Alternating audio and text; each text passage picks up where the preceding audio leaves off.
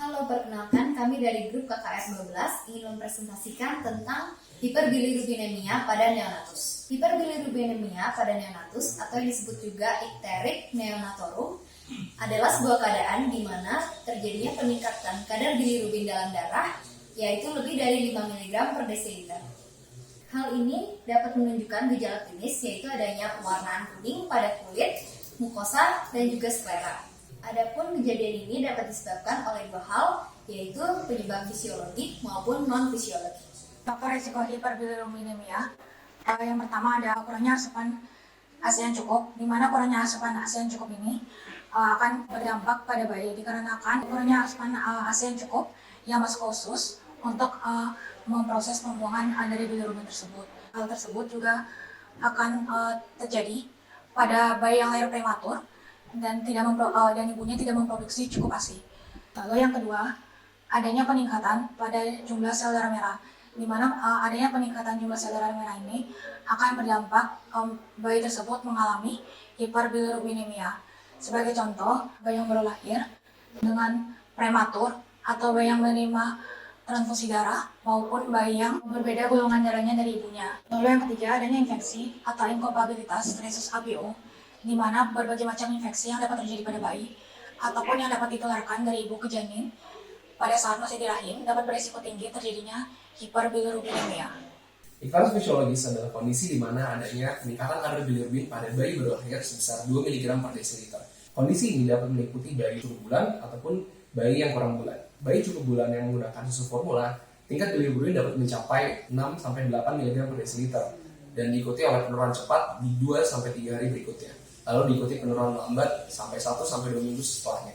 Selanjutnya untuk bayi cukup bulan menggunakan ASI, kadar bilirubin bisa mencapai nilai 7-14 mg per desiliter dengan penurunan lebih lambat di antara 2-4 minggu ataupun hingga 6 minggu setelahnya. Lalu untuk bayi kurang bulan dengan menggunakan susu formula, kadar bilirubin bahkan bisa mencapai lebih tinggi dari itu dan juga penurunan yang lebih lambat. Maka dari itu pada bayi kurang bulan bisa juga diberikan penanganan fototerapi untuk pencegahan terlebih dahulu. Untuk kadar ikteros fisiologis, biasanya angka yang dicakup adalah sampai 10-12 mg per desiliter ataupun hingga 15 mg per desiliter tanpa adanya metabolisme hati yang rusak. Frekuensi dari ikteros fisiologis ini mencakup 50-60% pada bayi cukup bulan, sedangkan mencakup hingga 80% pada bayi kurang bulan. Perbedaan yang pasti antara ikteros fisiologis dan non-fisiologis adalah jika ikteros fisiologisnya tidak dilandaskan oleh satu faktor saja, namun kombinasi dari beberapa faktor seperti adanya peningkatan kadar bilirubin yang bisa diakibatkan oleh adanya peningkatan darah ataupun penurunan hidup dari darah dan juga pengurangan dari clearance dari bilirubin. Selanjutnya adalah ikterik patologis, di mana ikterik patologis ini dapat terjadi kurang dari 24 jam setelah bayi lahir.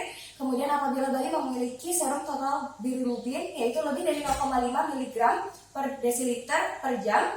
Kemudian apabila ikterik lebih dari 8 hari pada bayi cukup bulan dan lebih dari 14 hari pada bayi kurang bulan.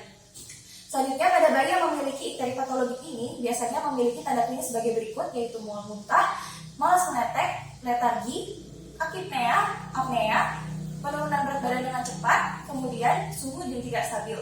Adapun ikterik patologis ini disebabkan oleh 4 hal, yaitu produksi berlebihan, gangguan uptake dan konjugasi hepar, gangguan transportasi, dan gangguan ekskresi. Di mana produksi berlebihan dapat disebabkan dari defisiensi enzim seperti G6PD, kemudian inkompatibilitas golongan darah ABO atau rhesus, kemudian kelainan sel darah merah. Selanjutnya untuk gangguan uptake dan konjugasi hepar dapat disebabkan oleh imaturitas hepar, gangguan transportasi dapat disebabkan oleh defisiensi albumin, dan gangguan ekskresi dapat disebabkan oleh obstruksi yang terdapat pada dalam maupun luar hepar. Baik, saya akan melakukan pemeriksaan derajat ikterus menggunakan metode Kramer. Jadi, metode Kramer ini adalah metode pemeriksaan atau penilaian derajat ikterus yang merupakan risiko yang terjadinya current ikterus. Jadi, tujuan pemeriksaan kali ini adalah untuk mengetahui derajat bilirubin yang ada dalam darah dan untuk mengetahui derajat ikterus pada bayi baru lahir.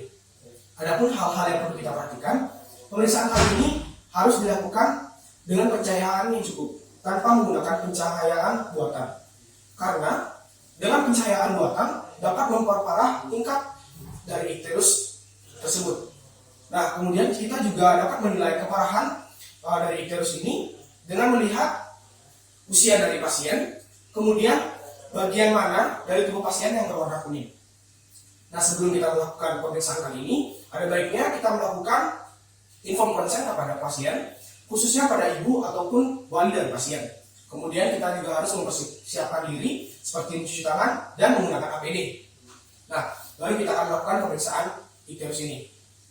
Jadi, pemeriksaan derajat icterus ini dibagi menjadi 5 derajat. Yang pertama, yaitu pada bagian kepala hingga bagian leher, dengan perkiraan derajat bilirubinnya itu adalah 5,0 mg per desiliter.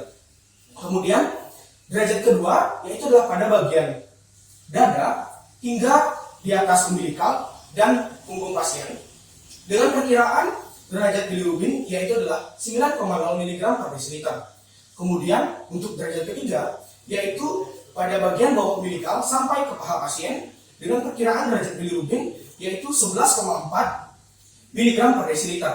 Kemudian untuk derajat keempat yaitu adalah pada bagian lengan hingga bagian tungkai bawah pasien, tungkai bawah itu dengan perkiraan derajat bilirubinnya itu adalah 12,4 mg per desiliter. Kemudian untuk derajat kelima yaitu adalah pada bagian telapak tangan dan pada bagian telapak kaki pasien, dengan perkiraan derajat bilirubinnya itu adalah sebesar 16,0 mg per desiliter. Nah, pada pemeriksaan kali ini kita akan melakukan penekanan yang secara halus pada bagian kulit pasien, terutama pada bagian yang berwarna kuning. Kemudian pemeriksaan penunjang ini dibagi menjadi 3. Yang pertama ada serum bilirubin, yang kedua ada spektrofotometrik, dan juga yang ketiga ada konsentrasi dari karbon monoksida. Yang pertama, serum bilirubin pada bayi normal berada di angka kurang dari 5 mg per desiliter, dan juga merupakan gold diagnosis dari hiperbilirubinemia. Lalu yang kedua adalah spektrofotometrik. Ketika kulit bayi diberikan gelombang cahaya 450 nanometer, maka kulit bayi akan memantulkan sinarnya, dan juga kita dapat mengetahui warna asli dari kulit bayi tersebut. Lalu yang ketiga adalah konsentrasi dari karbon monoksida. Jadi ketika Hb dipecah menjadi bilirubin dan juga karbon monoksida, jumlahnya adalah sama atau ekuivalen, sehingga kita dapat menilai konsentrasi dari karbon monoksida untuk mengetahui jumlah dari bilirubin tersebut. Baik, selanjutnya adalah terapi dari hiperbilirubinemia pada neonatus. Yang pertama adalah fototerapi. Fototerapi itu dapat dilakukan baik secara tunggal maupun kombinasi dengan transfusi pengganti. Untuk fototerapi ini itu diberikan dengan memberikan paparan sinar dengan intensitas tinggi pada bayi sehingga dapat menurunkan kadar bilirubin. Untuk bayi atau neonatus dengan kadar bilirubin indirect 4 hingga 5 mg per desiliter itu secara umum diberikan fototerapi. Lalu yang kedua ada pemberian intravenous imunoglobulin atau IVIG. Untuk IVIG itu biasanya diberikan pada hiperbilirubinemia yang disebabkan karena faktor imunoglobulin seperti inkompatibilitas golongan darah antara neonatus dan ibu. Lalu yang ketiga itu adalah transfusi pengganti. Untuk transfusi pengganti itu biasanya diberikan pada hiperbilirubinemia yang disebabkan anemia oleh karena eritrosit bayi yang rentan terhadap antibodi eritrosit maternal. Lalu yang terakhir adalah medikamentosa, di mana obat yang dapat digunakan yang pertama adalah fenobarbital, di mana fenobarbital ini dapat menginduksi hati untuk memproduksi enzim yang dapat meningkatkan konjugasi bilirubin dan juga meningkatkan ekskresinya. Lalu yang kedua adalah koloistrin, di mana koloistrin ini dapat meningkatkan ekskresi dari bilirubin melalui urin. Tetapi untuk penggunaan fenobarbital tadi itu masih diperdebatkan karena adanya efek samping seperti letargi.